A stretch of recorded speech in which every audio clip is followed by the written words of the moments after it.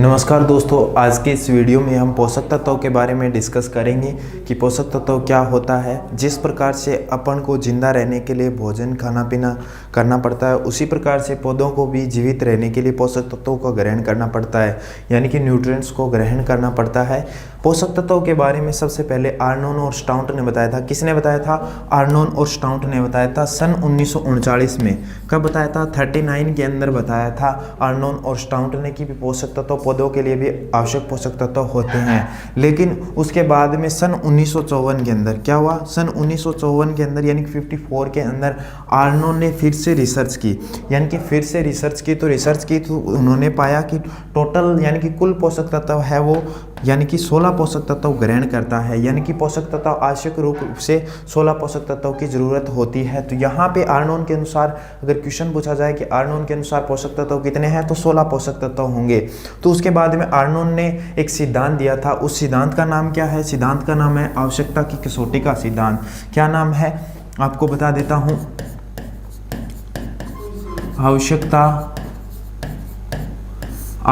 की कसौटी का सिद्धांत।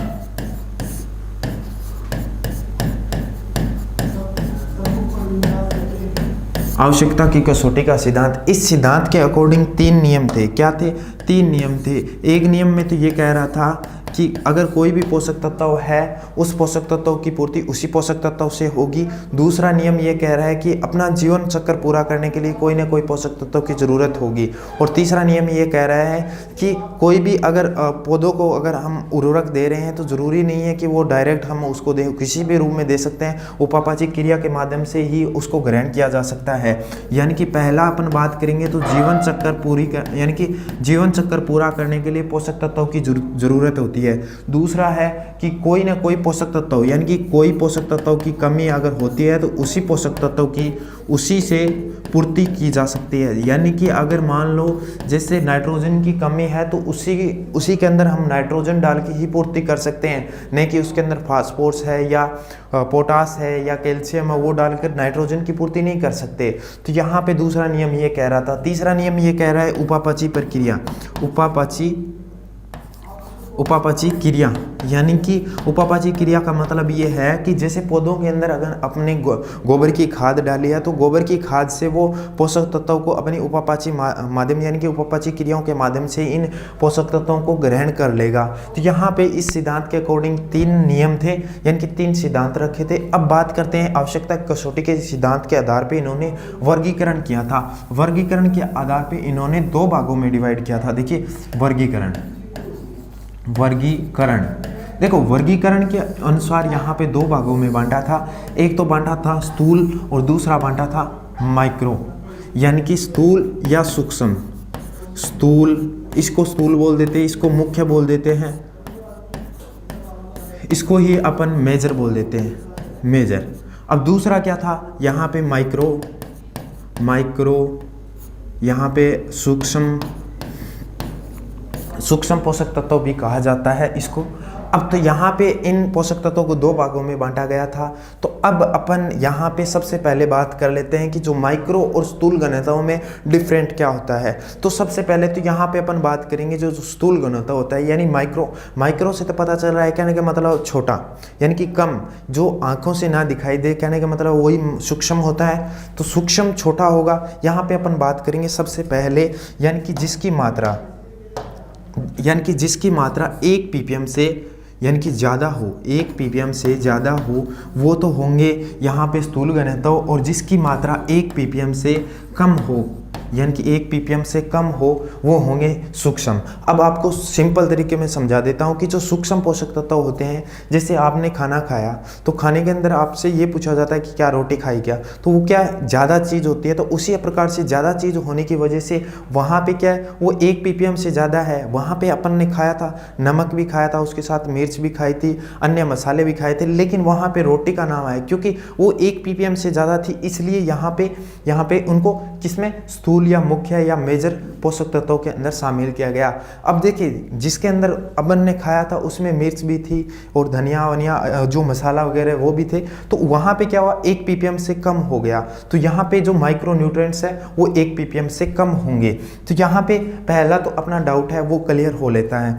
तो अब अपन बात करेंगे स्थूल घनत्व या मेजर न्यूट्रिएंट्स है वो कौन कौन से होते हैं। तो अपन सबसे पहले एक ट्रिक के माध्यम से इन चीज़ को पढ़ेंगे। तो यहाँ पे थोड़ा सा आपको थोड़ा क्लियर कर लेते हैं तो ताकि आपको कोई डाउट ना हो। तो यहाँ पे सबसे पहले अपन कौन सा है मेजर यानी कि आपका मुख्य नाम लिख लेते हैं। तो यहाँ पे अपने ट्रिक लिख लेना, आपके कंगन में मक्खी फंसी। अच्छी ट्रिक है, आपको बहुत अच्छी समझ में आएगी। मक्खी फंसी, आपको बता दूं ये वीडियो का फर्स्ट पार्ट है, सेकंड पार्ट हम जल्दी लेके आएंगे। आप अच्छा रिस्पांस दिखाना, वीडियो के अंदर ज़्यादा से ज़्यादा शेयर करना ताकि आप सभी के लिए डेली की इसी तरह की वीडियो लेके आते रहें। तो यहाँ पे क्या है, आपके कंगन में यानी कि आपके कंगन में मक्खी फंसी। यहाँ पे आपको थोड़ा सा समझा देता हूँ गाइज कि जो मक्खी से मतलब समझ में आ गया होगा, मक्खी से मतलब हो गया मुख्य, यानी कि आपको ट्रिक भी याद करेंगे तो उसके आधार पे याद कर सकते हैं। मक्खी से मुख्य पोषक तत्व की है आ से ऑक्सीजन, पै से पोटास, के से कैल्शियम पोटास कैल्शियम, कै से कार्बन, गै से गंधक, नै से नाइट्रोजन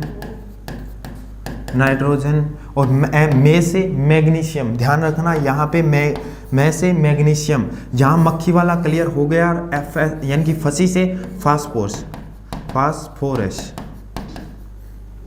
फास्फोरस। देखिए यहाँ पे गाइज आपकी जो फर्स्ट ट्रिक है वो क्लियर होती है। अब अपन बात करेंगे इसके बाद में जो सूक्ष्म पोषक तत्व यानी कि सूक्ष्म पोषक तत्वों के बारे में डिस्कस करेंगे कि सूक्ष्म पोषक तत्व क्या होते हैं। सूक्ष्म पोषक तत्वों की ट्रिक है वो आपको मैं अभी कर देता हूँ ताकि आप सभी एक बार तो इसका स्क्रीनशॉट ले लीजिए आप सभी। तो यहाँ पे अपन आप देखिए सूक्ष्म जिसको माइक्रो एलिमेंट्स या माइक्रो न्यूट्रिएंट्स कहते हैं, माइक्रो न्यूट्रिएंट्स। तो यहाँ पे माइक्रो न्यूट्रिएंट्स जिसकी मात्रा 1 ppm से कम होगी तो यहाँ पे इसका ये होगा। देखिए यहाँ पे ट्रिक क्या है, मनमोहन निकला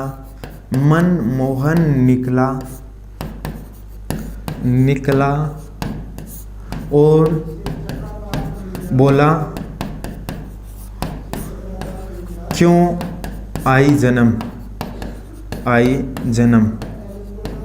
देखिए यहाँ पे अपनी ट्रिक ये है, इस ट्रिक के अंदर आपका माइक्रो न्यूट्रिएंट्स है वो आपको मैं बताने वाला हूँ। यानी कि माइक्रो का मतलब आपको थोड़ा सा इंग्लिश में इसलिए याद करवा रहा हूँ, कुछ कई बार एग्जाम्स के अंदर माइक्रो न्यूट्रिएंट्स है, कुछ वर्ड्स इंग्लिश के अंदर आते हैं वो भी हिंदी में, इंग्लिश वाले वर्ड भी हिंदी में लिख दिए जाते हैं। तो यहाँ पे आपके सामने ये लिखा मनमोहन, मन से MN, मन से manganese MN manganese, Mohan MO हो गया मोहन, निकला से NI निकला, और वाला तो ये थोड़ा सा मतलब वर्ड बनाने के लिए और लिखा है, बोला BO बोला, क्यू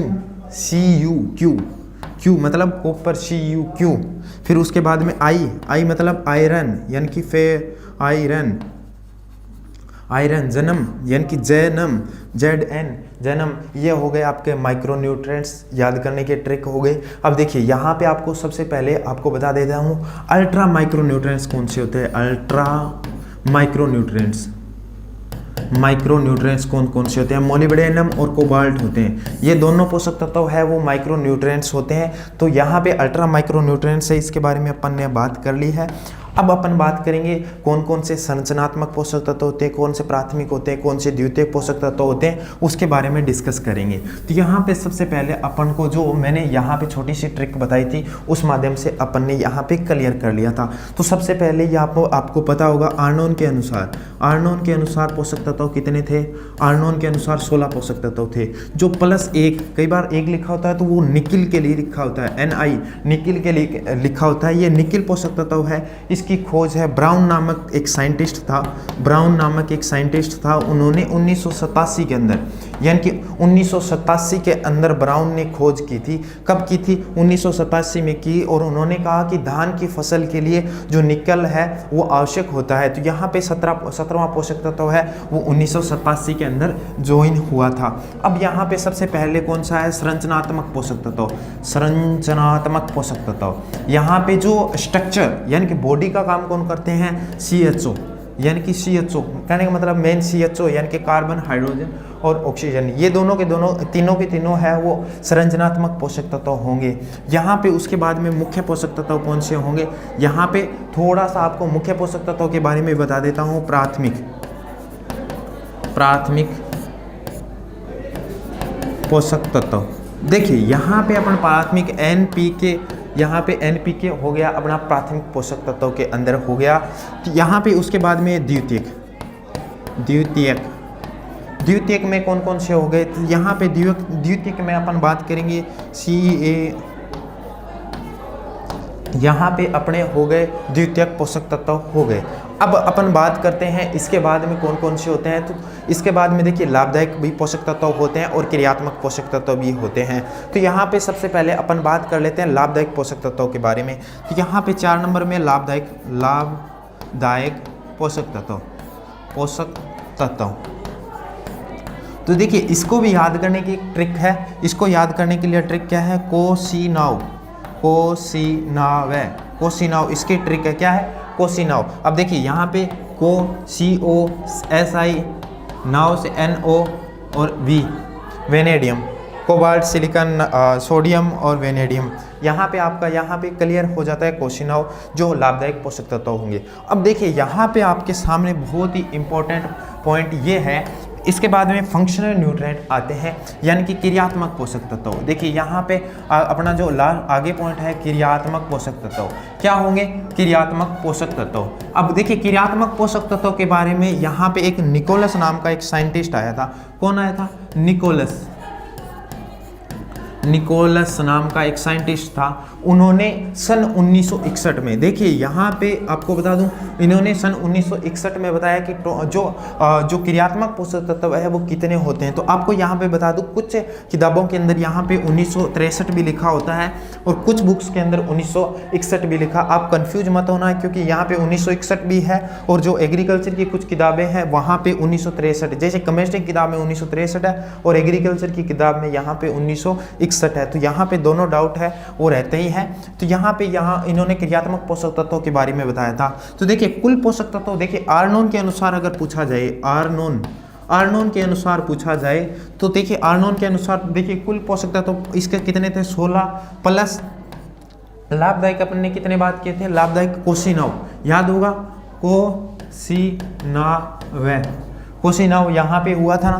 तो ये कितने हो गए? 4। तो यहाँ पे टोटल कितने हो गए? 20। आर्नोन के अनुसार अगर बात कर लेते तो यहाँ पे 20 पोषक तत्व होते। अब बात करेंगे यहाँ पे अगर बात कर लेते तो कुल पोषक यानी कि कुल क्रियात्मक पोषक तत्व कितने होंगे।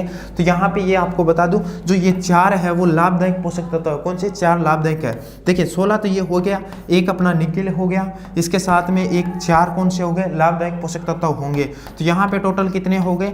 21 पोषक तत्व हो गए। यानी कि टोटल कितने हो गए? 21 पोषक तत्व हो गए। क्रियात्मक पोषक तत्व कितने हो गए? 21 पोषक तत्व हो गए। अब अपन बात कर लेते हैं कि जो पौधों के अंदर न्यूट्रिएंट्स की कमी है वो किस हिसाब से अपन डिफाइंड कर सकते हैं या किस हिसाब से अपन पता लगा सकते हैं। तो सबसे पहले देखिए ये है प्लांट का एक मतलब जो डायग्राम है वो बनाया हुआ है मेरा।